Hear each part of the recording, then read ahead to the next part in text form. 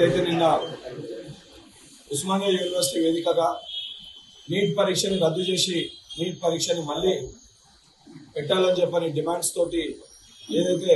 AISF అధ్యక్షుడు AISF కెళ్ళి Laxman, SFI కెళ్ళి Rajinikanth, PDSU Ramakrishna, BJS Arun, AIYF Dharmendra, DYFI Ramesh, TYL Pradeep, YJS Salim, NSU Abhijit, youth Congress Rohit ఏదైతే ఉన్న విద్యార్థి సంఘాలు, యువజన సంఘాలతోటి తెలంగాణ రాష్ట్ర వ్యాప్తంగా ఏదైతే ప్రారంభించిన ఈ యొక్క పోరాటానికి కిషన్ రెడ్డి గారి అపాయింట్మెంట్ కోరగా కిషన్ రెడ్డి గారు స్పందించకపోవడంతో వారి ఇంటి దగ్గర నిరసన తెలియజేసి ఏదైతే తెలంగాణ రాష్ట్రంలో ఎగ్జామ్ రాసిన 60,000 మంది పైగా విద్యార్థులకి, అదేవిధంగా భారతదేశ వ్యాప్తంగా నష్టపోయిన 24 లక్షల మంది విద్యార్థులకి వారి కుటుంబంలో ఒక కుటుంబ అన్న పాత్ర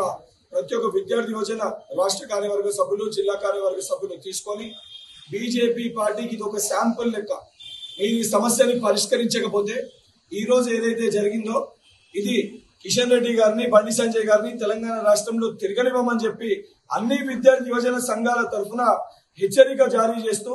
నరేంద్ర మోడీ గారు ఇప్పటికన్నా స్పందించి తక్షణమే ఈ సమస్యని పరిష్కరించి ఏదైతే ఎన్టీఏని రద్దు చేసి మొత్తం ఇష్యూ పైన సుప్రీంకోర్టు సిట్టింగ్ జడ్జితో విచారణ జరిపించి